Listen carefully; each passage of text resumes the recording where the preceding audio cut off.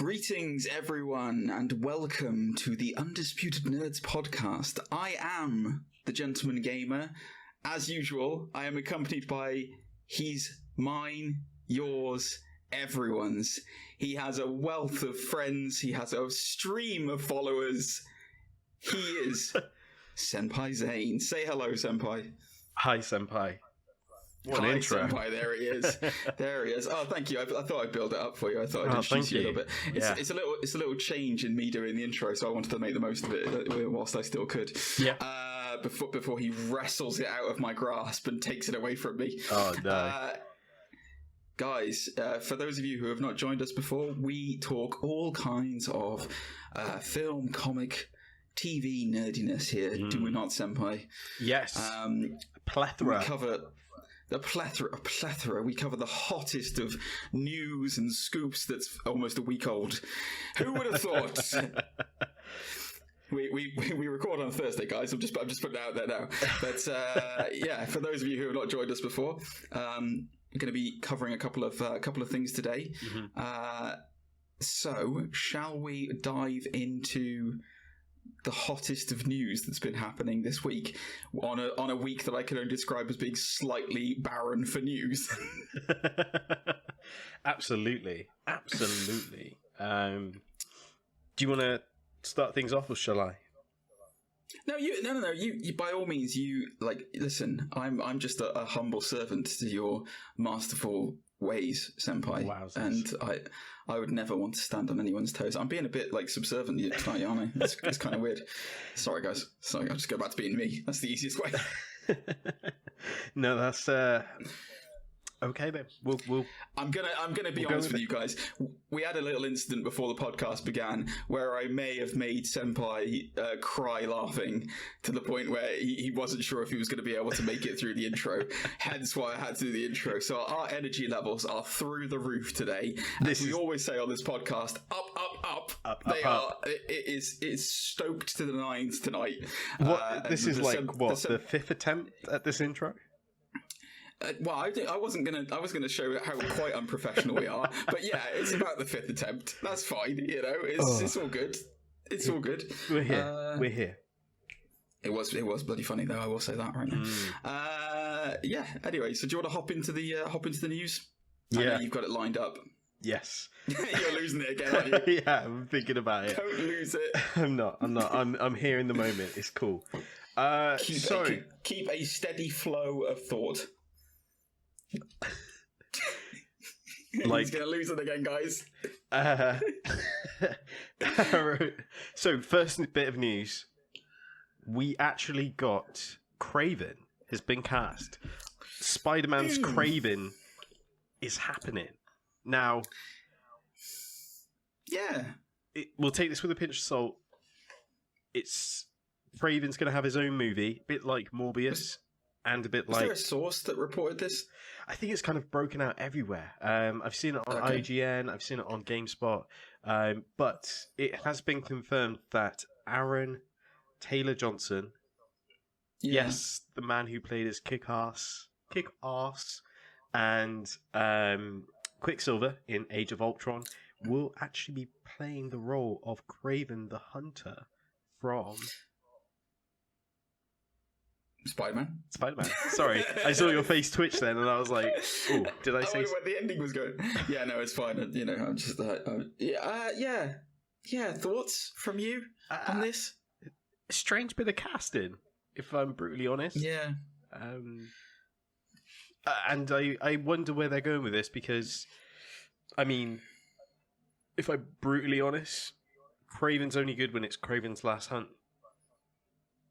Oh, that's a bit harsh. I mean, I'm as I say that, I'm struggling desperately to find another story that I remember him in. But at the same time, he's a very iconic character. I mean, yeah, it does ring more true into the idea of they're trying to form a Sinister Six. Because obviously Kraven, I think he's one of the original members of the Sinister Six. I could be wrong, but I thought he was. If he's not one of the first, then he's definitely one of the follow-up ones that comes in after, Rhino gets knocked out or something. I don't know. Anyway, yeah, I'm not sure if I like this, to be honest with you. I don't know how I feel about it. I'm of the mind of like, I'm surprised that Aaron Taylor Johnson wants to do anything comic book related anymore, because he obviously he was Kick-Ass, as you said, and then like he was Quicksilver, and why, if you're going to do something like this, why wouldn't you just come back as Quicksilver? Like, it doesn't. I don't get it. I don't understand what, and I know that it's I know that it's Sony, and I know it's not actually technically Marvel because it's Sony Pictures. But at the same breath, it's like, well, Sony are trying to make this as much as possible associated with an MCU situation. So why would you then have the guy who played Quicksilver? Like, so many people are going to see it and go, "Oh, that's the guy who was Quicksilver, and now he's got a weird like tiger jacket on and a goatee." And a goatee, yeah. Yeah, he's muscly. Yeah, it is really bizarre. I guess it kind of, I see a lot of theories about this already, of course, that it won't be sort of Tom Holland Spider-Man. It could be one of the other Sony Spider-Man, such as Tobey Maguire's or Andrew Garfield's. So they could always play that wheelhouse. Hell, it could even be Tom Hardy. You could do Kraven's Last Hunt with Tom Hardy for all we know. Oh dear. Oh dear. Well, we all know that the Tom Hardy's Venom has a very particular taste of things, so he obviously loves, he loves to have his breakfast cooked in the morning from his other half. He also loves to eat lobster direct out of a fish tank. So my question to you, Senpai, is which type of urine would Kraven use to lure him in? What do you think? I think he would use the type of a predator, an apex predator. An apex predator, the Viper. You could one could say. Yeah, good to know. Okay, cool. I'll leave that. I'll leave that thought with you. Yeah, I'm not thrilled about this casting. I don't. But it is what it is. I mean, to be perfectly honest with you, I'm not really that thrilled with any of the Sony Extended Universe casting. I'm not super thrilled to see Morbius. Really, I'm not like really that keen on it. Yeah. The main reason why is that I don't think Sony can be trusted with it. Like, I really don't. Yeah. Like, if it's any, like, I've got, okay, say what you want about Jared Leto's personal life and whatever, but he's an alright actor and everything, and I don't mind Morbius. It looks okay. It's not setting my world on fire. And Venom 2, we've covered on this channel before. I wouldn't, if it was on fire, I wouldn't on it. It's not good. So a Kraven movie, yeah. I mean, I would have been more excited if this was in the MCU, because the MCU has done a great job of elevating and making these sort of weirder supervillains adjust better in the sort of newer age. So again, things like Mysterio and his drones and his whole like illusions and special effects. Oh yeah, man! It was a lot cooler than the cokey kind of like, oh, I used a mirror and then there's three of me. Like, yeah. See, that's the thing. If it was like, I immediately was thinking if they wanted to do this as part of the Tom Holland Spider-Man like run, he could be like a disgraced Wakandan warrior who was outcast, and that's what he and the reason why was because he hunted like too many endangered species or things like that in Wakanda and then was expelled. And like there's your connection right there to like have a wider MCU connection that would like, because they normally do stuff like that, don't they? I mean, Vulture was part of the disaster crew or whatever they're called, who clean up New York after the fact, and then like you said, Mysterio was a disgruntled Stark employee, and then they always managed to loop it in so that it would have made perfect sense if they'd have done it, and I would have been interested in it if it was like Tom Holland's, like he's going against Tom Holland Spider-Man. That would have been great. Yeah. Because that's the one thing that I don't think in terms of Tom Holland Spider-Man, it's tricky because he's included with the Avengers, so it's kind of a hard sell. But as far as just a standalone solo superhero thing. Tom Holland's had kind of like two baddies that were like emotional resonance, like mind play villains. Yeah, because like obviously Vulture turned out to be the dad of like Adrian Toomes turned out to be the dad of Liz, who he was like having a relationship with, and then what's his Quentin Beck? Let's say Quentin Beck turned out to be like he was like a mentor figure to Spider-Man after Tony Stark died, and then it turned out he as we all knew he would be a massive arse, and so. You know that, but they've done that. But they've never. It's the same with the Batman trilogy. They've never had like until the last film. They never had like a physical, like somebody who could physically destroy him. You know, I think I always think that's important for his character, just to remind us of like, because Spider-Man's almost quite OP in the MCU, because he's, you know, there aren't actually many people that are stronger than him currently in the MCU, just in terms of like sheer physical abilities and prowess, and I feel like that's kind of lacking right now. They should have a villain who can, you know, kick his ass basically, and have him recover from that. But anyway, that's just my personal take. Yeah, not interested in Aaron Taylor Johnson as Kraven, but hey, I'm happy to be proven wrong. See what they do with it. Let's see what they do with it. Excuse me. You're right. Yeah, I'm good. Good. In other news, we also got a trailer for the Eternals. Yeah. So much. I almost swore then. What the hell is going on? Yeah, this is going to be interesting, because not only does this lean more into Marvel's cosmic side, but again, this isn't exactly a book that hundreds flock to. Like, there's been one good sort of paperback by Neil Gaiman, and I know they're you were going to say the Gaiman one. Yeah, it's the only one that anyone thinks of.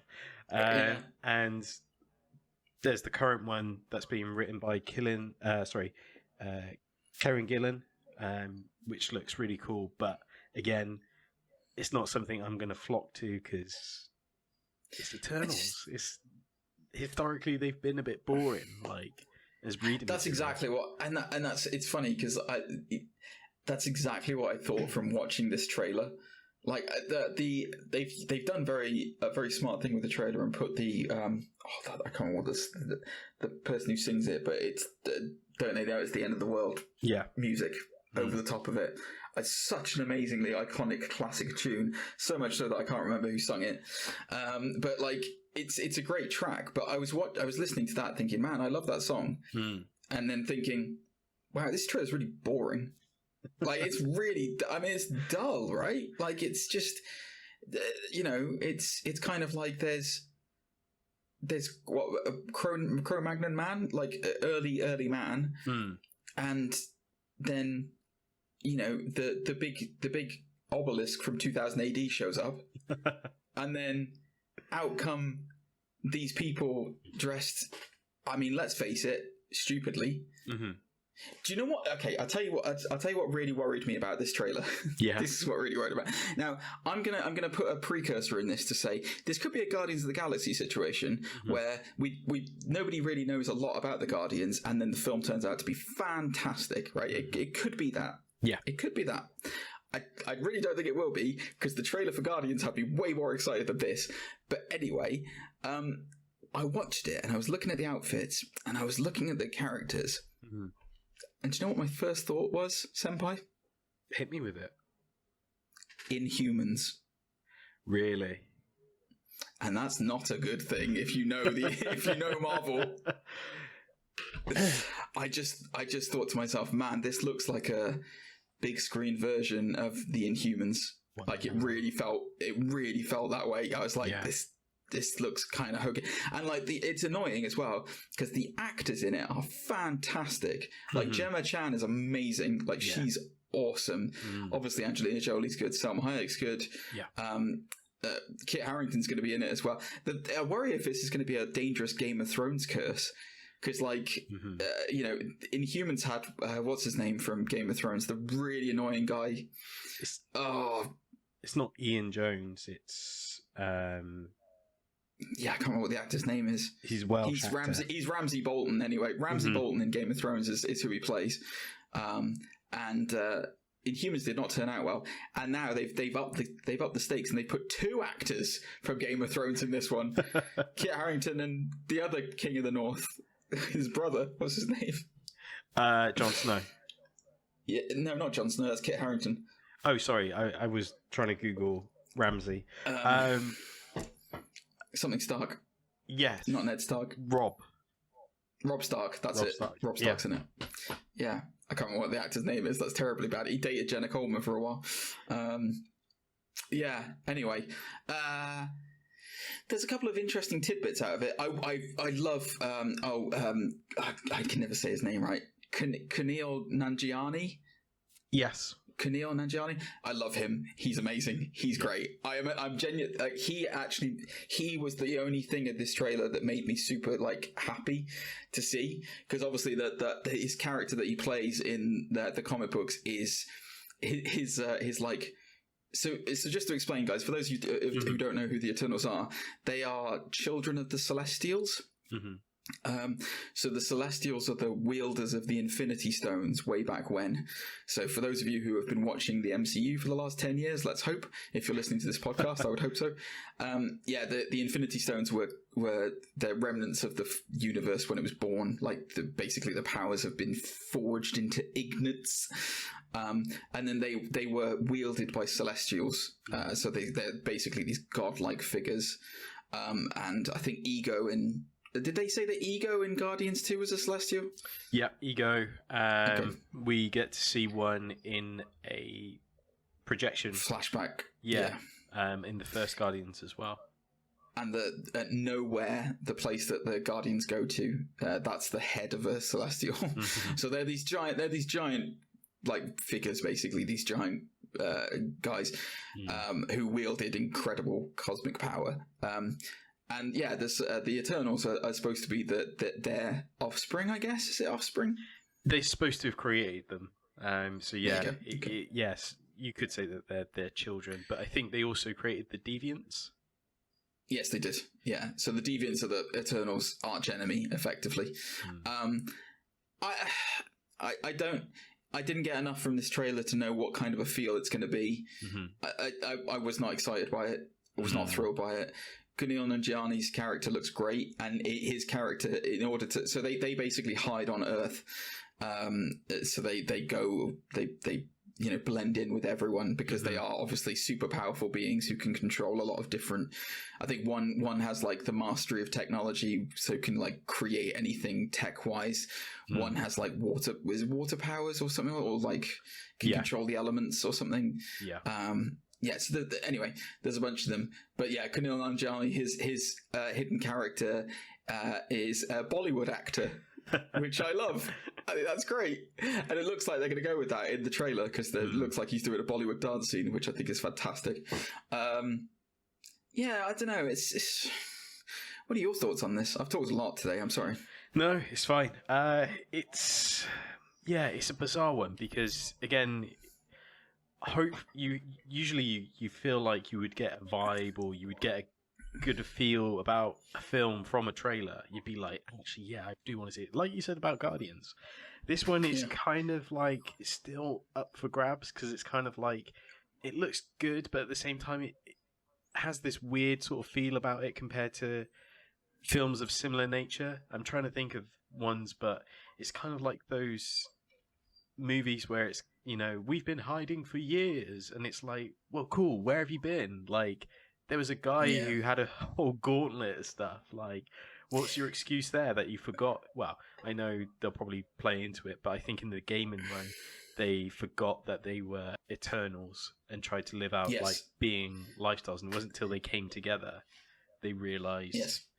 It's I think Sprite, is that the name of the youngest Eternal, something like that, can wipe their memory, basically, can give them amnesia, and that's apparently what happens in the game. Again, I haven't read the Gamer's Run, so I'm not 100% sure, but I guess that it would be quite easy for them to say, well, there was 2 cosmic snap events that happened on Earth, which could have quite easily snapped them out of, I know it's a stupid pun to use, but it could have snapped them out of their their amnesia quite easily and suddenly woken them up. That would be my theory towards it. Because they're gonna, like you said, this is the problem that they have, where it's like introducing X-Men, introducing Fantastic Four, introducing all of this stuff. If they exist already, where the were they when the whole world, or the whole universe, was about to be wiped? It's that difficult thing to answer. Like you're gonna find it tough to introduce living god elements who don't interfere with stuff, unless it's like the Watcher. I guess you could, maybe they're this version of this universe's version of the Watcher, because we haven't seen him yet. But yeah, I just this was apparently this is the most downloaded Marvel trailer during the quarantine era. So this is the most watched trailer, basically. It's like over 77 million people watched it on its first day. And like, when I watch a Marvel trailer, it's normally one of two things. It's normally like, oh, that doesn't look good, or wow, this looks really good. And this was a new sensation for me, where it was like, oh, that's that. And it just didn't evoke anything in me. Like, I was just like, oh, okay, fair enough then. The only thing I would say about this as well, which I guess kind of surprised me a little bit, is that Zoe was more engaged with this trailer than I'd seen her engaged with, say, with Black Widow. That's Mrs. Senpai, by the way. That's Mrs. Senpai. She seems more engaged with this, but I think it's because of the A-listers like Angelina Jolie and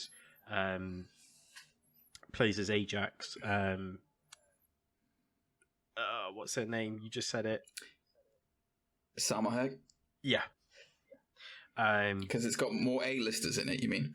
Well, I say A-listers. They're well-established names, aren't they? They're household names in terms of, my parents probably would see this because it's got Angelina Jolie and, someone they recognise more to opposed to a Kit Harington. Yeah, that's one of the. I mean, that's always been one of. This is a difficult thing because it's an ensemble piece, isn't it? But that's always been one of the things that I've loved about the MCU, is that they haven't necessarily cast the biggest names in the world, because you don't need to, because the characters represent themselves. But I guess with this one, you do need a bit of star power, unfortunately. I guess actually that's a good point, because Guardians, they did cast quite well known actors for Guardians. I mean, Chris Pratt was quite well known. Zoe Saldana was certainly well known when they cast her. I'm trying to think of the line of it.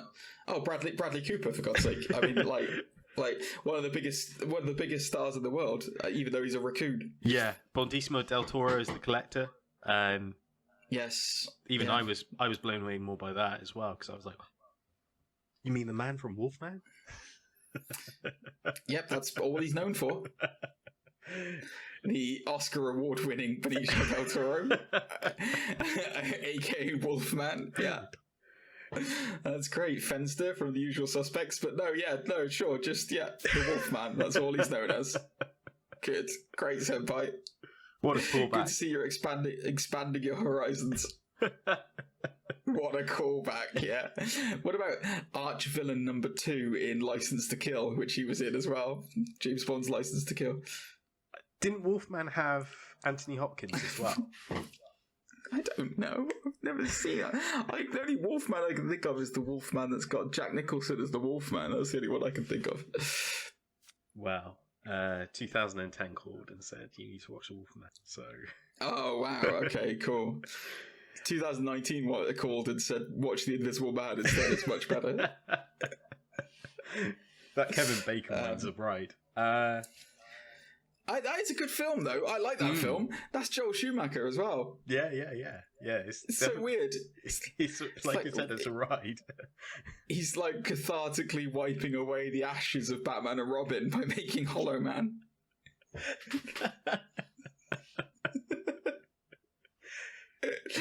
Anyway, yeah. It's like the second time I've broken you tonight. That's great. I'm still here. I'm still here. But yeah. Anyway, yeah. It's a big middle of the road thumb for me for Eternal. I've forgotten what the name of it is. There you go. You see, it really stuck in my mind. The Eternals. Yeah, not super thrilled. I mean, I'll obviously go and see it because it's a Marvel property, but not super thrilled by it, mate. At the same time as well, just before we wrap up on Eternals, I am not excited for the setup of Black Knight. Oh yeah, I know, right? Yeah. Oh, that's who Kit Harington's supposed to be, isn't it? Mm-hmm. Yeah. Yeah. No,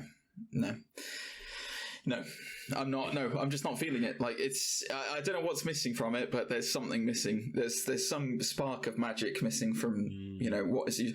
And I'm excited for Loki. I'm excited for Black Widow. Mm-hmm. I'm trying to think of is Spider-Man coming up after Eternals? Ooh, good question. I assume I can't remember what's next in the slate. There's Doctor Strange. Oh, that was it. Yeah, that I'm excited for. Without even seeing a trailer, I'm excited for that. Like, that's the whole point. So, yeah, I think there might be also something to say as well about like celestial super beings, because I'm one of the few people who didn't actually enjoy Captain Marvel that much. Yeah, and the reason why I think that is because she's way too OP, like way too OP. I like when Thanos headbutts you and it doesn't even phase you. That's too OP. Yeah. You know what I mean? Mm-hmm. And I hate the idea of like the most interesting thing about heroes is conflict and how they overcome that conflict. And if their overcoming of that conflict is just, well, nothing touches me, so forget you. Yeah. What's the point? And I don't like the idea of having celestial super beings, who can do anything. And well, what's their, not trauma, but what's their kind of like competition? What makes them vulnerable and such? Yeah, if it's just a case of like they had amnesia, which is a horrible thing to have, and I would never, I never wish that on anyone. But to have that, and then what their struggle is, then they have to learn how to live in the modern day. Yeah.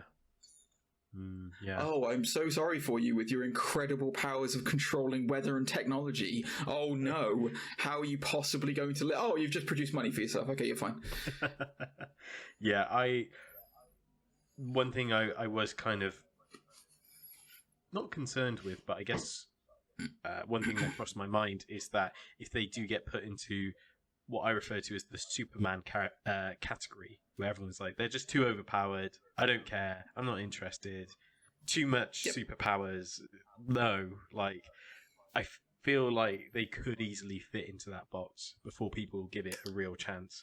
And I guess that's what the trailer tried to concentrate more on, is the humanity of them, not their 9 different powers that they have because they're cosmic beings. Yeah, that can form a hive mind. I think that.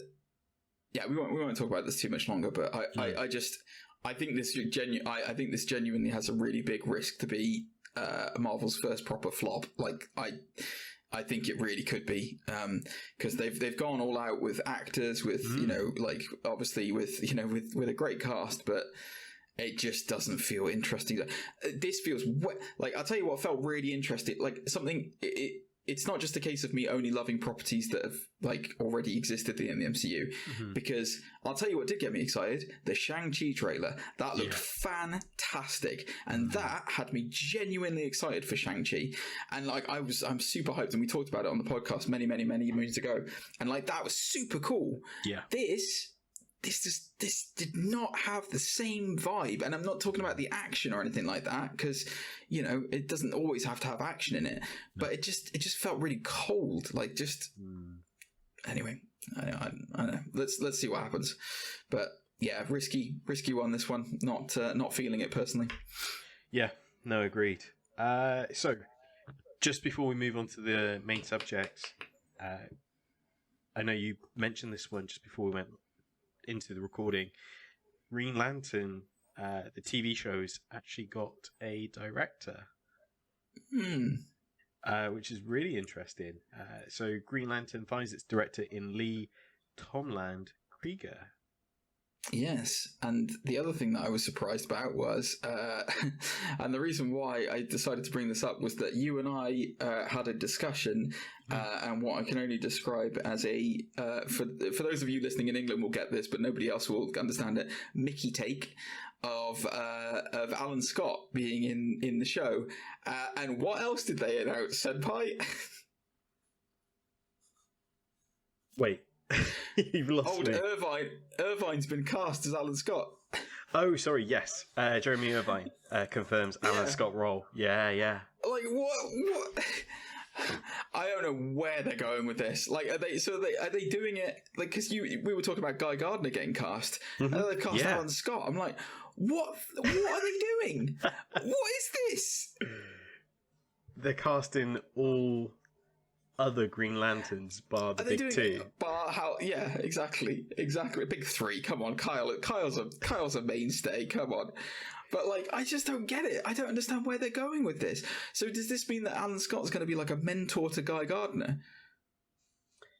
I have no idea. Well, I know nobody does. That's the whole point. It's just, I don't think even DC know.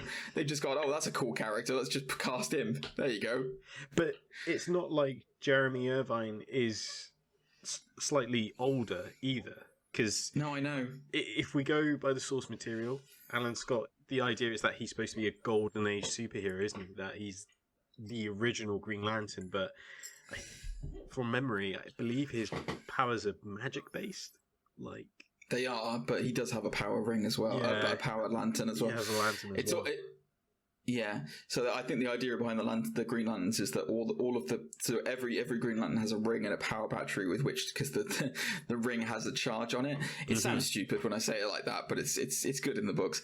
And anyway, all those power batteries are connected to a central power battery which provides like unlimited resource for them to use.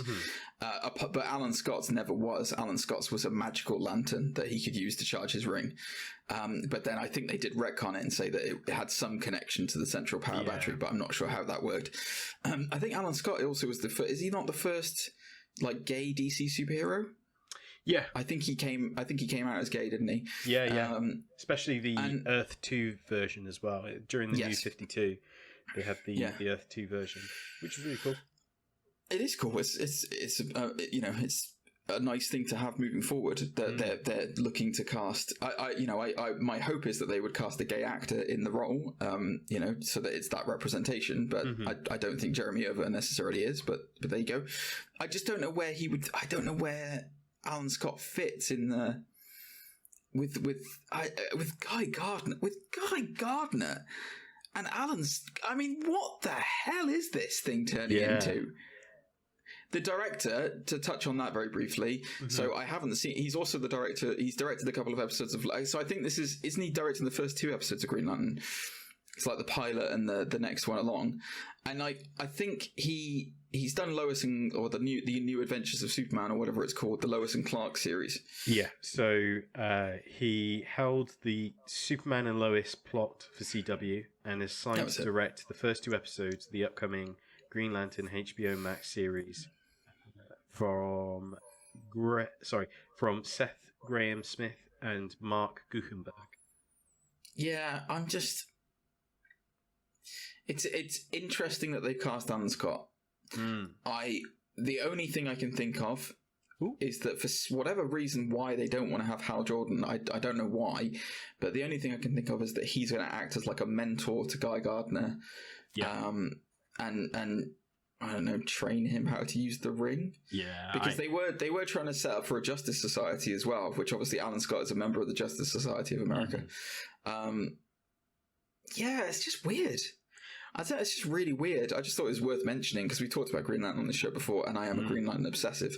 But like, yeah, just very odd. If this follows the sort of CW blueprint, I think you're right. I think this will be the sort of mentor figure to Guy Gardner. I wonder if DC are kind of like saying you could do everything but John Stewart. Hal Jordan. And Hal Jordan. Oh, and Hal Jordan, yeah. Yeah, because I know originally they had plans for a movie which would be like a buddy cop movie. Right. like lethal weapon but in space. I want them to bring in the Middle Eastern Green Lantern. I can't remember his name. Imran Baz, I think, or something like that. I can't remember what his name is. No, Simon Baz. Simon Baz was his name. And Jessica. Where did I get Imran from? Jesus. Cruz. That's it. Yeah, but Simon Baz was great, man. Like that. Although I question why they made him wear a balaclava, but he was really good. Like, he was really good. I would like to see them do that more than I would like to see them do Alan Scott and Guy Gardner. But hey, it is what it is. C'est la vie. Interesting news in a week devoid of interesting news.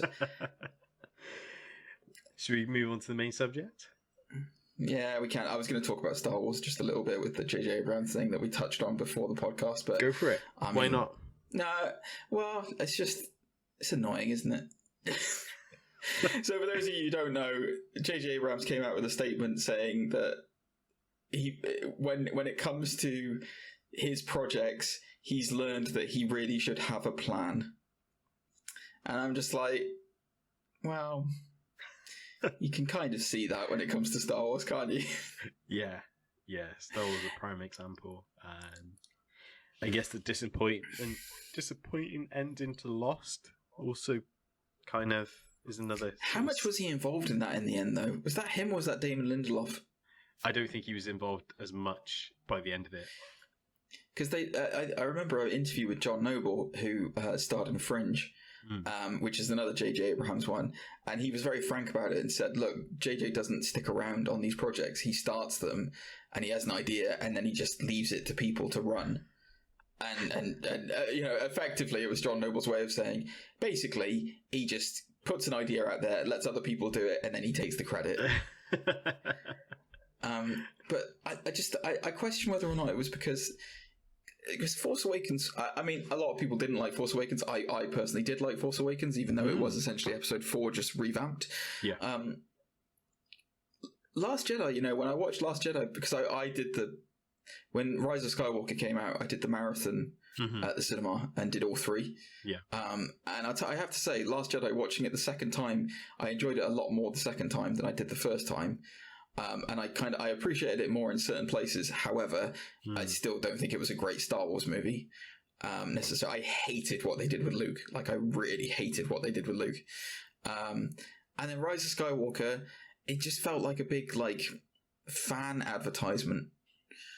Do you know what I mean? Yeah. Like, it was just kind of like hey, everyone who's been complaining on the internet, here's all the solutions. Ha-ha! We've retconned things. There you go. We've been listening, and everything you wanted, it's here.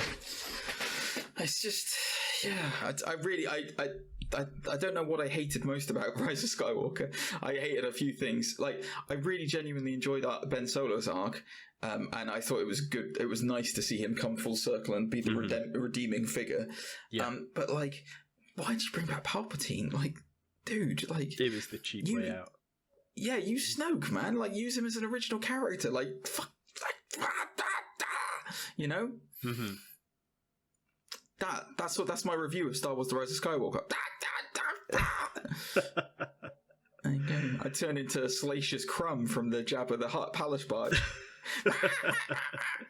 Whilst we're on the subject of Star Wars, you should check out the Otaku podcast. This week, we kind of do a little episode to finally discover if Star Wars is a sci-fi anime or not.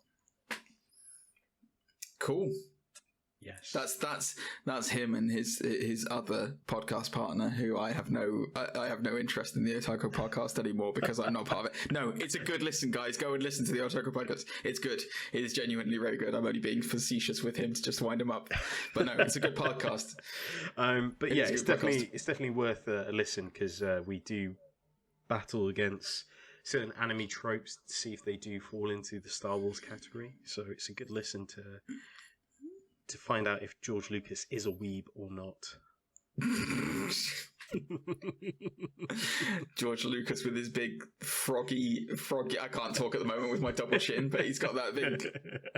He's got that big gullet, that big toad, remember what like Peter Serafinowicz did a sketch. Sorry, this is how my mind works. It just rapidly fires out on different things. We're doing this later at night tonight, guys, and I may or may not be. Of course, you're here.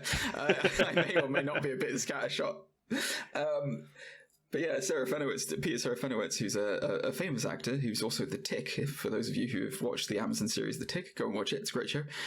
He did an impression of George Lucas, and I remember he had this like really prosthetic, overindulgent, like toad, like chest piece, and every time he talked, it was like a blow, like those frogs that like expand their like a bullfrog. A bullfrog. Thank you. That was it. He looked exactly like a bullfrog. I was like, that's so offensive, but quite funny. Whilst we're ribbing on George Lucas, I saw a TikTok the other day where it was the opening night of Force Awakens, and I don't know who it is, but when I googled the person, they were like someone high up who was behind Jurassic Park, and basically they walk up to George Lucas to shake his hand, sort of thing, and he whispers, "This won't beat Jurassic Park," and George Lucas is like, "Get out." Oh, that's great. That is great. I look forward to the remix of that where somebody walks up to him, like where they take the exact same thing. He walks up and then just whispers in his ear, "Hail Hydra." It's gonna happen. It's gonna happen. Oh God! All right, yeah. Anyway, sorry, I'm over with my Star Wars rant. Okay, so review time. So over the weekend. And maybe... Wow, are we doing actual reviews? Like, formal reviews? I guess we... Yeah, why not? Oh, God. Okay, cool. Either way, a new film dropped on Netflix by one of our favourite directors, Zack Snyder. Whoa, right. Let me stop you right there, senpai. Let me stop you right there. One of your favourite directors, Zack Snyder. This is going to be a biased review. All right. I want Zach to buy me out. I've interrupted you twice during your intro. I'm sorry. Carry on. No problem. So, as I was saying, a film came out by a talented, fantastic cinematographer, that is disputed. Director, undisputed, disputed. talented director. That's Zack Snyder. Is it disputed or is it undisputed? Well, that's our film. We'll end with that question. Okay. Army of the Dead was released. Yes. 2 hours plus. Yeah, 2.5. What were your thoughts? Start off with. How did you find the pacing of this film? Let's start with that one because it is 2 hours. As we mentioned. That's a difficult thing to start with, my friend. Are you sure you want to go down that path straight away? Right. Let's get some of the stuff out of the way. So, Army of the Dead. I mean, the title suggests it's going to be linked to Dawn of the Dead or Shaun of the Dead or Day of the Dead. It's nothing to do with any of those. It's if anything, it's its own standalone movie. I don't recall there even being any references to Zack Snyder's Dawn of the Dead in there. Correct me if I'm wrong, as you're the big Snyder aficionado. I think the casting was really good. I really enjoyed the casting. I thought it was great. Batista, I am a huge, I mean, we've already covered this on the show and you'll have heard us throw in the odd reference, but we're big wrestling fans and Batista, I love Dave Batista. I think he's fantastic. And I think he is he's one of the true success stories that is not talked about enough of a wrestler turned actor. Because he genuinely does really good movies, and I loved him in this. I thought he was great. His material that he was working with, I don't know if it's the best material in the world. To be honest with you, the casting was really great. The whole team that he had, that I cannot remember the names of right now off the top of my head, because it escapes me. But yeah, look.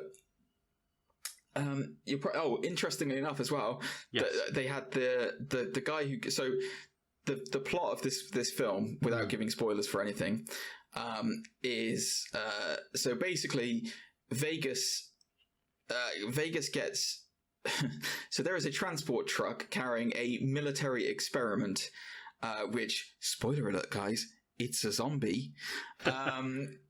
It crashes right outside of Vegas, and then surprise, surprise, all of Vegas gets infected. And they've got this great opening montage with like, it was very reminiscent of Zombieland to me. It felt a lot like the Zombieland intro, but with like what was it? I can't remember what it was called. Which Elvis Presley song was it? Viva Las Vegas. Viva Las Vegas. Of course it was. Man, my head is like, yes, Viva Las Vegas, as covered by someone else. Anyway, so basically Vegas then gets walled off from the rest of the world. They close off Vegas to everyone to contain all the zombies inside it. And then it's announced that they're going to nuke Vegas and wipe out the zombie threat effectively. So Dave Bautista is like this in classic action man style, an ex-special forces guy who he's got a daughter and he's just trying to be the right kind of dad, but he can't help being so macho, and he saves like somebody like the president's or the Secretary of Defense or something like that from Vegas from the big infection that's going on, and then his reward is now he works in a steakhouse. He's a short order chef at a steakhouse, and he gets hired by this guy who, again, the name escapes me, and the reason why I know him is because he was Scorpion in Mortal Kombat recently, which I've seen recently as well, and he was amazing in that. He was really good in it, and he's quite good in this. But anyway, he hires Batista to get a crew together to rob a Las Vegas casino where there is $200 million in the vault in the bottom of it. So that is the premise, that is the plot. They need to go and face the army of the dead and get the money from the Vegas vault.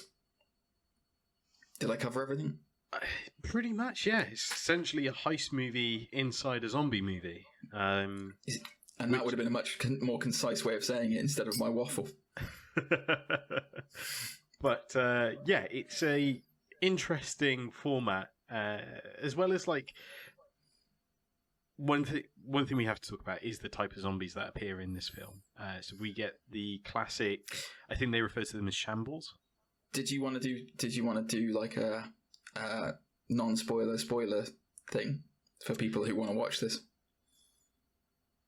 Let's decide now then if it was disputed or undisputed, then we're going spoilers. Okay. Based on the fact that I enjoyed most of this movie, and I know that might surprise you, Senpai, I enjoyed most of this movie. I didn't enjoy it towards the end. I thought the pacing. That's why I was talking to you about pacing. I thought it lost it a bit towards the end when it came to pacing. But I enjoyed it, so it would get an undisputed for me, this one. Even though I'm not normally a super fan of Zack Snyder movies, it definitely would be an undisputed for me. I thought overall it was really good. Nice. I'm not a big zombie... I thought you were going to... Are you doing your review now? I'm just going to give my... Oh, sorry. my end of that. I thought you were moving on immediately. I thought that's great. Well, we've appeased him. Now let's move on. Let's get into spoilers. No. I agree with you about the pacing. Now, I don't know if my experience is slightly different because I watched it in two halves. All right. So it might be easier to digest that way. But I'm not a huge zombie fan. Like, I feel like it's been overdone slightly. But this was such a refreshing take. And of course, again, I love the cinematography. So, it's definitely going to get undisputed from me. See, that's very interesting that you said it was a refreshing take, because I thought it was not a refreshing take. I thought it was I liked the film, don't get me wrong, but I thought it was very derivative of a zombie movie. It did not do anything new. It did not reinvent the wheel. And and then we'll get into spoilers to talk about kind of, you know, the rest of the stuff with you know, the rest of the zombies and stuff. But yeah, I did not think it was if you're going into this, guys, expecting like a new craze, like a new thing that's going to reignite the zombie fuel, you're going to be sadly left hanging on this. It is a very derivative kind of same as you would expect, but it is a fun romp in terms of, like, you know, the first 3/4 of the movie, I would say, is a really fun romp, and I enjoyed it a lot. And then it gets the last. Unfortunately, the ending lets it down, I'm afraid, on this one, I think. Yeah, I don't think this would reignite the zombie franchise, but again, I think it was really fun to watch and just to enjoy. Okay, let's get into spoilers. Actually, before we do get into spoilers, one other thing I just want to point out quickly is, I don't know if you knew this or not, but they replaced actors during the film. Yeah, didn't they replace the helicopter pilot? Yeah. Is it the helicopter pilot? Yeah.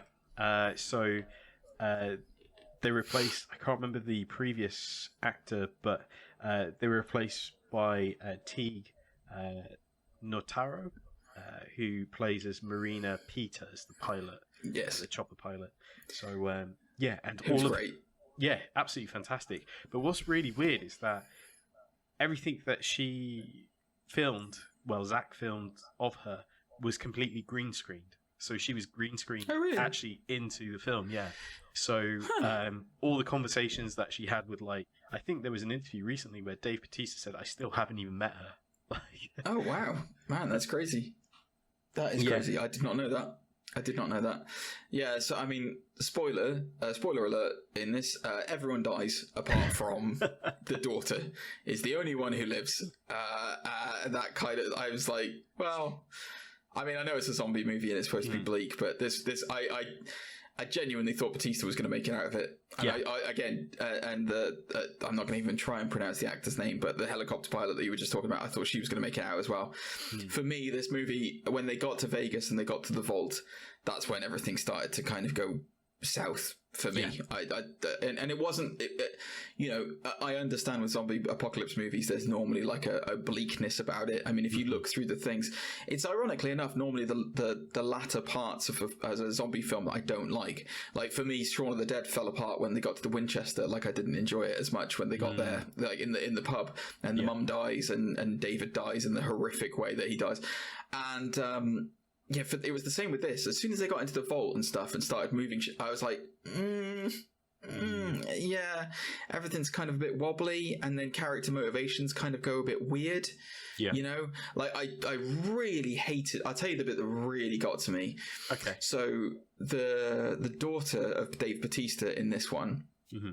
So she's with the team because there's like this immigrant camp that's been set up for like people who they're not. It's a quarantine zone, but it's effectively become this like nondescript immigrant camp where they've just put a lot of like Latinas and like ethnic minorities in, and it's this I guess it's Snyder's controversial take on like quarantine camps and immigration pens in America and stuff like that Trump era brought in.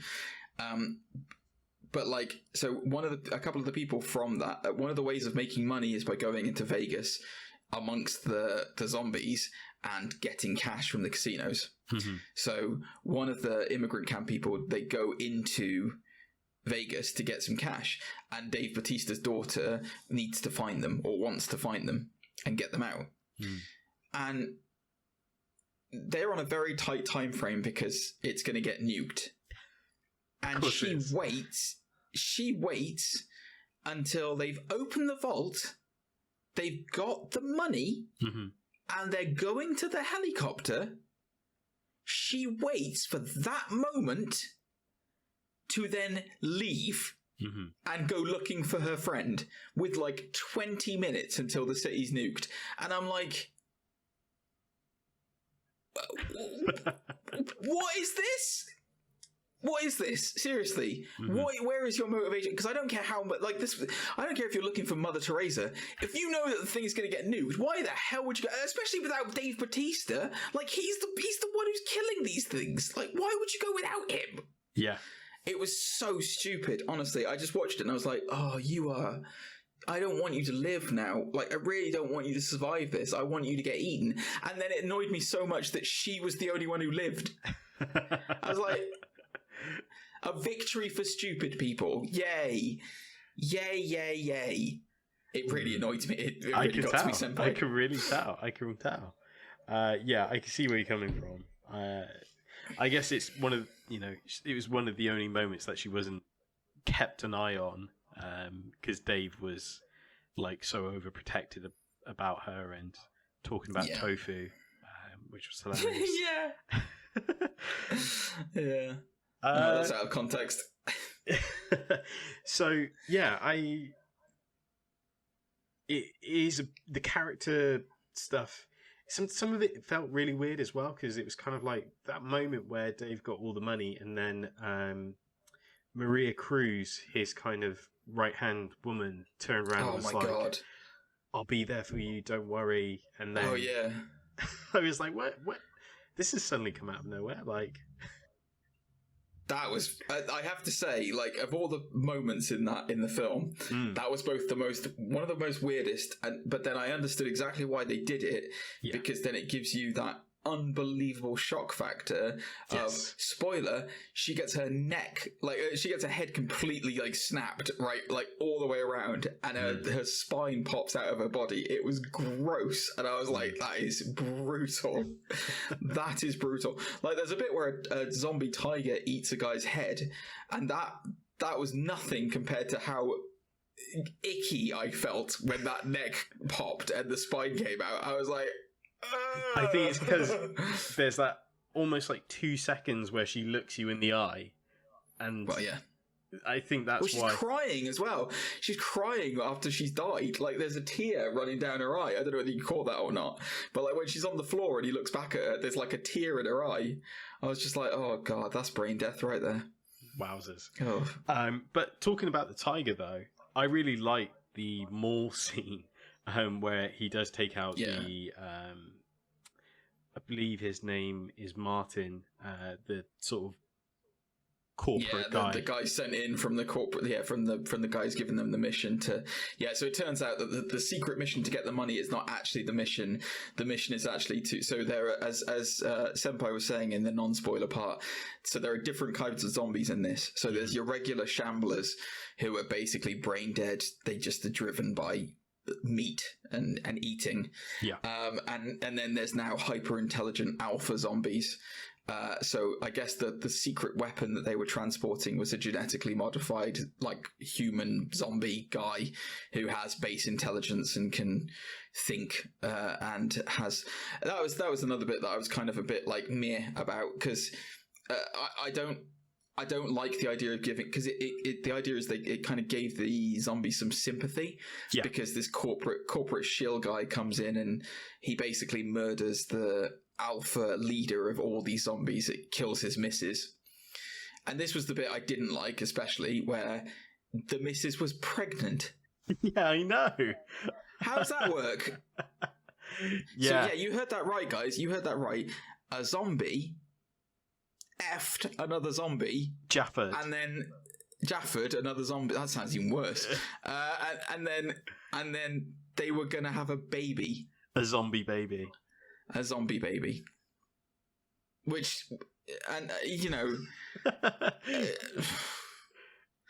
mean, what? And then it gave you that sympathy, because then it's like, oh, I feel bad for him now because he was gonna be a dad. Yeah, like an alpha dad. An alpha dad. Oh, lovely. Raise him in the slots in Vegas. But I just don't understand. I don't know how, like, I just didn't, it just felt weird. Like, zombies should not be, I don't, like, you want to have semi-intelligent zombies? Okay, I guess that's a natural evolution of where it would go. But don't have them to the point where they form their own society and stuff, because then it's like, what is this? They should be just a mindless horde. Where it's just like they overwhelm you. That's the threat of them. It shouldn't be like, oh, I'm a special papa zombie. It's it felt weird because it was almost like a real supervillain because he had a cape. Yeah. He had a he did, and a mask. He had a mask that protected him from headshots. Clever. He had a spear as well. So that action figure will no doubt be released. Oh, I can't wait. I can't wait for the action figure. And then one of the most poignant scenes is when he takes... So his lady wife zombie has been decapitated. So obviously the head's still alive, but the body's dead. And he takes the body and he scoops out the little baby embryo from the and it's what I can only describe as the most alien motherfucking thing I've ever seen in a film. It looks really weird. It's like this blue thing. I look forward to the action figure limited edition where that comes as an accessory. The other accessory I'm looking forward to is the zombie horse. To accompany said. Surely that's not an accessory. Surely that's a vehicle. That's a toy vehicle that will come with the alpha zombie. I was pretty convinced that the horse was two people in a costume until I watched the behind-the-scenes not documentary, but I watched the behind-the-scenes, and it's actually a real horse in costume. Oh, is it? Yeah. Oh, wow. That's awesome. That's properly awesome. I didn't know that. Like the tiger? No, the tiger was... Oh. The tiger was a human in a green outfit. I can't wait for somebody to over Christmas get the Army of the Dead action figures, and then go to order off Amazon Army of the Dead the animal, and then they get sent a limited edition Dave Bautista toy from WWE. You knew where I was going with it already. I could see it. Yeah. Yeah. Oh yeah. But it's definitely a bizarre film. Again, in terms of its pacing and such, it's kind of a real weird chop and change. One thing I really did like actually is the chemistry with Omari Hardwick's character, Van der Hoe, the guy with the chain, circular saw, I should say. Van der Hoe. Yes. And I think his Dieter, I think his name was. Yeah, the locksmith. Yeah. It was nice. It was a real cool chemistry. I know we kind of talked about this last week, but it really reminded me of the Flash and John Stewart Green Lantern relationship in the animated series. I don't think we talked about that. I think you talked about that on Otaku, didn't you? Did I? I think you've got me. I think so. I think you've got me confused with your other podcast. There's so many podcasts. You horrible. This is what he does to me, guys. This is what he does to me. He makes me feel second rate. That's what he like. Save me, everyone out there in podcast radio land. No, we definitely talked about it because we talked about Superman and Boy Scout. That was Captain Marvel. Oh yeah, we did. You're right. I take it back, guys. He's a lovely man. I love him lots, and I'm always his number one. Yeah. Okay. Yeah. Fair point. Yeah. Okay. You've just made me think about another thing I did not like about this film. Yeah. Go ahead. All right. Well, let me ask you this, Senpai. What happens at the end of this movie? So, at the end of this movie, we discovered that someone was locked inside of the vault, and after the nuke goes off, they were able to escape said vault with an abundance of cash. Absolutely. Yeah. They managed. Yeah. Is this where? That was the bit. Yeah. So, yeah. I don't know if you guys... I mean, look, okay, so I'm going to throw my hands up right now and say, yes, I appreciate the fact that this is a zombie movie, so grounding it in reality is not necessarily their optimum thing that they want to do. However, do you remember how many people complained about Indiana Jones hiding in a fridge and getting blasted out in... Well, I'll tell you what, guys. How about a guy gets locked inside a massive steel vault? I mean, like, huge, like, impenetrable steel vault, and there's no obvious way of him getting out of it, just to be clear as well, from the inside. There's no lock mechanism on the inside to say that he could escape. So, okay, let's just say, for example, put that aside, all right? Yeah. Now imagine that this vault sits at the bottom of a skyscraper, okay? Okay, Yeah. cool. All right, that's fine. Now, look, theoretically, if that skyscraper is still standing, then maybe you could open up the door and get out. However, if that skyscraper falls on top of you, I'm going to go out on a limb and say you're probably going to be buried beneath about, say, in excess of 100 tons of rubble. Mm-hmm. And then, say you could get out. Say you could get out of the vault, then get out of the rubble. Let's just say you could get out of the vault by pushing open the incredibly heavy steel door, which has been buried underneath 100 tons of rubble, and then you climb your way out of that. Now, at that point, you realise that the city has been hit by a thermonuclear explosion. Mm-hmm. Now, I don't know if anyone's ever kind of seen a nuke go off, but the area around it after it goes off, it's pretty lethal. I mean, it's pretty irradiated. And okay, you could say, all right, well, maybe he's been in there for like a few days. Maybe the radiation has dissipated. Maybe it's fine. No, this gets out right after it's gone off. Like, literally right after. Things are still on fire. I'm going to swear, I'm sorry. He's just fucking strolling down the street, like, with this money after everything has been wiped out around him. I'm like, no! And then when you have that feel-good moment and you're like, oh, cool, okay, he's made it out with the money, great, okay. He boards his own private jet that he's just paid for himself. Fantastic. What a player. What's that? Oh, he got bitten by a zombie before he even got in the vault and he's going to turn. What is this film? What is this ending?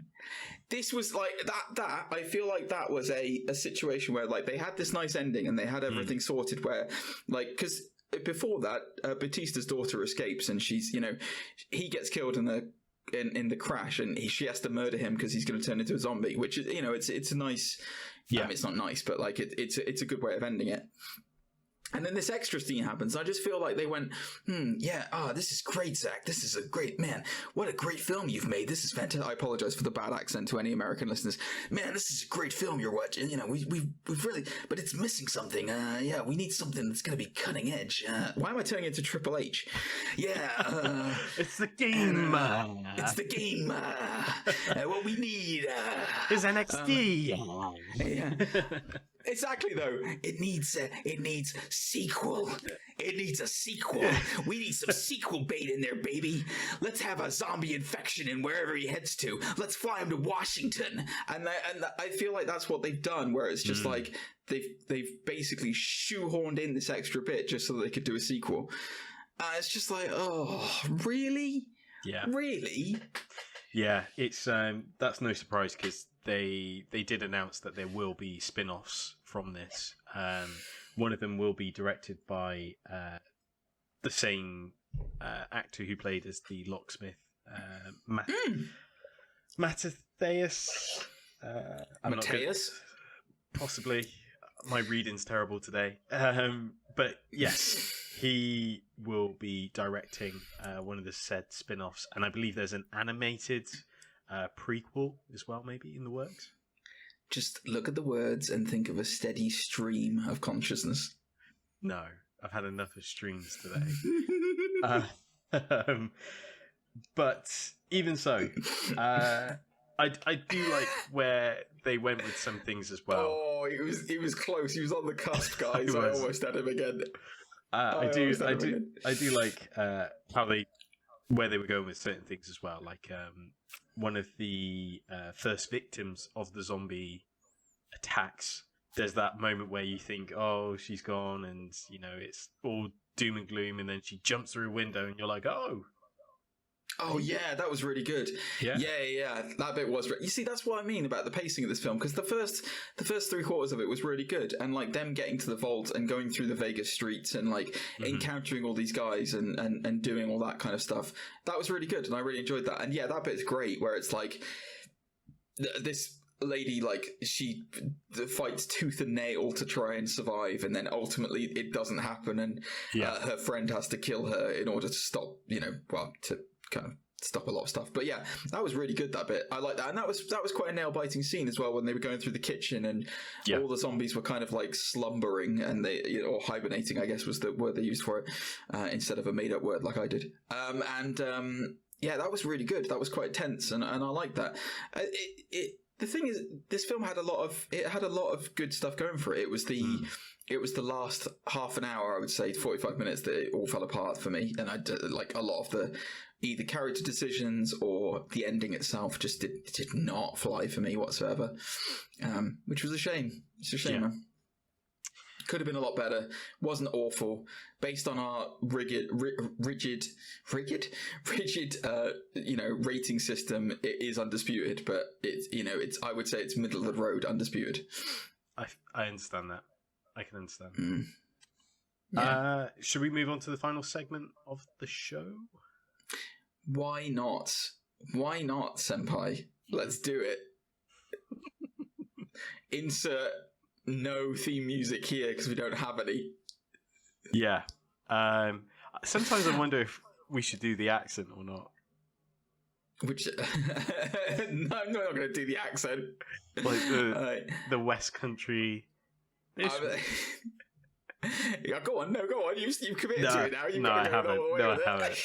You knew exactly where I was going with that. Yes, this week we have been mostly. I have been. Let me think. What have I been?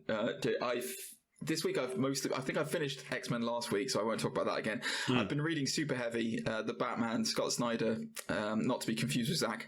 I've been reading super heavy, the Batman run, and I completely forgot. So I've almost finished super heavy now, which is volume 8, and I completely forgot about the villain Mr. Bloom, who's introduced in it, who creeps the hell out of me. And if you don't know who Mr. Bloom is, he's terrifying.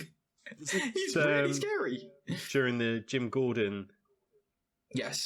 Jim Gordon Batman run. Yeah. So Jim Gordon is Batman in Super Heavy, and Bruce Wayne has got amnesia. So it's a weird. Well, not amnesia. It's weird. Like but again, I don't know whether you want me to spoil it or not. But his brain. I'm just gonna spoil it. His brain was rewritten, but it's old. If you haven't read it by now, tough. Bruce Wayne dies in Endgame, Volume 7 of the Scott Snyder run. But then the Dionysium, which is like the Lazarus Pit formula stuff, because he's dying in like a pure source of Lazarus Pit, it rewrites his brain and takes away his motivation for wanting to be Batman. That's legitimately the story. His brain is rewritten and he doesn't want to be Batman anymore. So he stops being Batman, and then Jim Gordon is like corporate Batman because Powers takes over Wayne Tech and then become Wayne's Powers, and they have their own corporate Batman. It's interesting. It's a great book. I love the Scott Snyder run's amazing, man. It's so well done from beginning to end, and I am enjoying it. It's just a weird kind of concept to get your head around. Other than that, I went to see Mortal Kombat. Yes. Finally, I returned to the cinema. I finally went back. That was the big news. Forget about the film. Went to see Mortal Kombat at the cinema. That was good. Are you going to go and see this? I don't know. Okay. Is the honest Do you want me to tell you about it? No, I've avoided so far. I'll probably. Is it available to buy on DVD in home release? I think it's available on home release. Yeah. Yeah. I think so. Do you want my opinion on it? Yes. I enjoyed it. So I'm not sure how much of that enjoyment was tied into the fact that I was finally back at the cinema, seeing it with a friend of a mutual friend of ours, but also like amongst other people. Like it was like finally like things are returning to a sense of normality after this global horrific. There is a. I'm not going to spoil anything for you. There is a particular character in it who was excellent and made the film super enjoyable and hilarious. So you'll enjoy that when you see it. The one thing I will say about it is it kind of ended really abruptly. Like it was just like it's just kind of like it's going, and then that's it. to the point where me and my friend looked at each other and we just went, "Is that the end of it? That's the end of the movie." Wow. Okay. So they're obviously setting up for a sequel, is what I will say. It was very clear from that it was so open-ended that it's definitely going to get a sequel at some point. I will say this as well. It is definitely one of the best video game adaptations to film that I have seen. Oh, interesting. Now, take that for what you will. But yeah, I enjoyed it. I enjoyed it. Good. So this week I have been mostly reading Tom Taylor's Batman the Detective. Detective. Yeah. I always have to say it like Ra's al Ghul from the animated series. Detective. Interesting series. I've only... How do I say this? It's really cool in the sense that it's Batman in the UK trying to solve a mystery. Believe it or not, it's not so like action-packed compared to, say, the normal Batman run. I think sometimes it misses that sort of mystery-solving element, but I guess that's why they leave it to the detective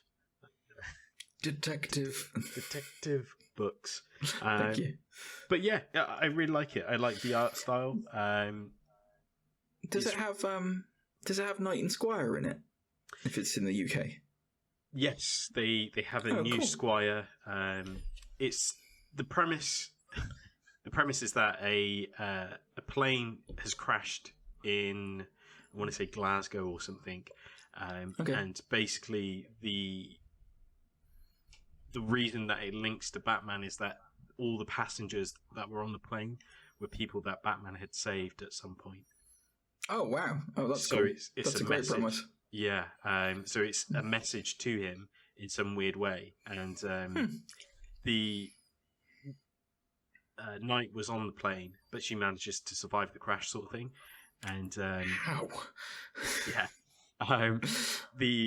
There's a really funny panel in this where he visits her in hospital. Plus, this Batman is trench coat with goggles, like on the cowl, sort of thing. Oh, your favorite kind of post-apocalyptic Zack Snyder Batman look. You know that look, that whole Batfleck, delicious nightmare look.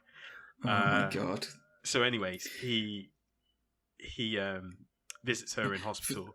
For those who are listening who like this podcast and want to contribute, if anyone can do some, like, you know, maybe some fan art or maybe just some, you know, like a little, maybe, you know, what do they call them? Like the fan stories that, you know, verge on romantic fanfic. Fanfic, thank you. That's it. That's the word I was looking for. If anyone wants to do some fanfic with Senpai and Batfleck, it would be most appreciated. Send that in to us here. Wow. What is it? nerds.undisputed@gmail.com? Send that in. That is the email address. Or our Twitter, which will be linked in the description down below. But if it's not suitable for work, then send it into our Gmail. Because I would very much like to see that, if anyone's got any ideas. Sorry, carry on. So he visits her in hospital, and she says, have you already met Squire? And he's like, yeah, she was there when I was investigating the crime scene. And she was like, did you show off in front of her? And he was like, no. And she was like, come on. And he was like, I punch a ghost. Which he actually did. He punches, like... Don't spoil it for me. Don't spoil it for me. I might actually read... This sounds really good, so I genuinely want to read this. But yeah, that's excellent. He punches a ghost. Fantastic. Oh, that's great. That is great. Cool. So yeah, besides that, not much else really. Just catching up on reading. Yeah, that's pretty much it. Lovely. Oh, I tell you one thing else I will throw in. I've started Resident Evil 8. Yes, I did see. Oh my lordy lord! I've been waiting for this for a while. For those of you who want to do fanfic of me and Lady Demetrescu, then by all means do. Oh man, it's very good. I will say this: Resident Evil 7 is For those who are frequent listeners, you might know my love of Resident Evil, or if you know me in general, then Resident Evil is probably there's probably another one, but probably my favorite franchise ever. In terms of video games. Dude, I love Resident Evil so much, and 7 is my favorite, which is, I know it's a controversial view, but 7 is my absolute favorite, and this one follows on directly after 7. Story-wise, and it has the same protagonist as 7, and it's great. It's so good. It's not as good, I don't think, as 7. I still prefer 7, and this one feels way more actiony than survival horror. But God, yeah, I don't know whether you've seen, the only thing that's can I give you did you watch? I stream on Twitch, by the way, guys. Gentleman Gamer 30, twitch.tv, Gentleman Gamer 30. Quick plug there. Did you watch my stream the other day, Senpai? I did watch the whole. Did you watch most of it or the whole of it? Not all the way through. Is this going to be something you're going to play? Because I want to spoil a specific part of it for you. It's fine. I've watched clips on YouTube and streams, other streams. Right. So the only part of it that really annoyed me, how dare you? Yeah, I know. How dare you? I saw your face when you said it. It took me a minute to realise. He's not even giving me... Can you believe it, guys? He's not even giving me his Amazon Prime subscription. That's how much Senpai is unloyal on Twitch. What an absolute swine. Yeah, there's a bit where you're in Castle Dimitrescu, and you go to press a switch, and then Lady D comes along and chops off your arm, like just straight through, and it's such a surprise. And I was like, oh my god, like that was awesome, like that bit was amazing. And the bit that really annoyed me, once you escape her in that part. With your severed arm, as you're in the next safe part, the way he reattaches his arm. Okay. So all he does is I don't know if you've ever seen a severed limb or not, but it's not as simple to reattach it. So please, anyone who's playing Resident Evil 8, don't use this method if you ever lose a limb, which is he puts the severed arm back on his stump, holds it there, and then pours some goop juice over it, some healing goop juice, and it miraculously reattaches. Wow. And I'm like, that's not how life works. And I get it, it's Resident Evil. I get it, okay? There's monsters that are mutating out of anything, and there's a lot of damage that he takes. But my God, man, at least in 7, when he gets his hand chopped off, he has it it's stapled back on before he's able to heal it. This one was just like, what the hell is that? And not only that, but the lining of his jacket had repaired as well. I was like, that is rubbish. I don't like that. That aside, the whole rest of the thing has been amazing, and it's great. It's really good. So just get that little rant out of the way. The whole rest of it has been brilliant, and I'm loving it so far, and I look forward to carrying it on tomorrow. Hopefully I can fix my sound. I look forward to the stream. Oh, thanks, buddy. I look forward to you coming along and not subscribing. Shots fired. Bitterness, guys. That's what I'm bringing to this podcast. Bitterness. Shoot promo. Exactly. Super. So links will be in the description down below if you want to join Gentleman Gamer on his Twitch stream. Feel free to drop by and drop a sub and all that jazz. You can find us in all the usual places. You can find us on Instagram, on Twitter, on the Gmail, nerds.undisputed@gmail.com. I will also say, guys, if you are a fan of the podcast and you've enjoyed listening today or watching, depending on if you're on YouTube, tell a friend, tell a relative, share us around, get our voices out there, as annoying as mine might be, and just spread the word. Basically, we need you. We need you to spread the word and get the Undisputed Nerds out there. And then obviously, if you like the video and stuff on YouTube, give us a like and stuff. But get the word out there. Get the word out there. Absolutely. Like, share, and subscribe. Not forgetting dropping a comment. We love to see those comments. Someone actually dropped a comment on our last episode about 90s movies where they said Billy Zane was a great callback. The Phantom was amazing. Oh, man. Which fake account did you have to set up to write that, Senpai?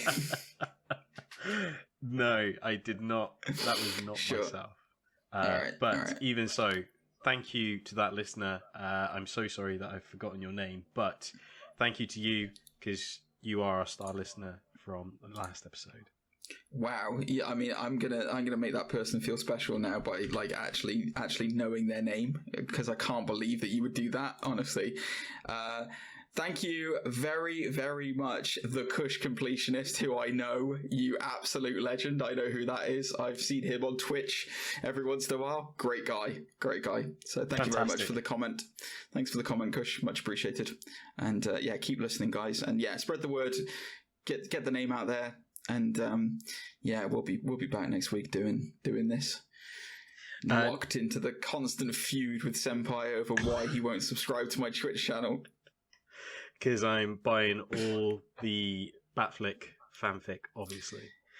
Guys, I'll tell you, anyone's listening now who's got any graphic design, artistic skill whatsoever, please send me some Senpai Batfleck fanfic.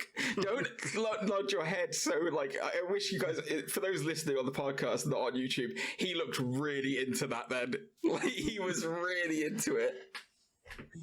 Oh boy, here we go. So, anyways, thank you for listening. Thank you for joining us. And as always, stay undisputed.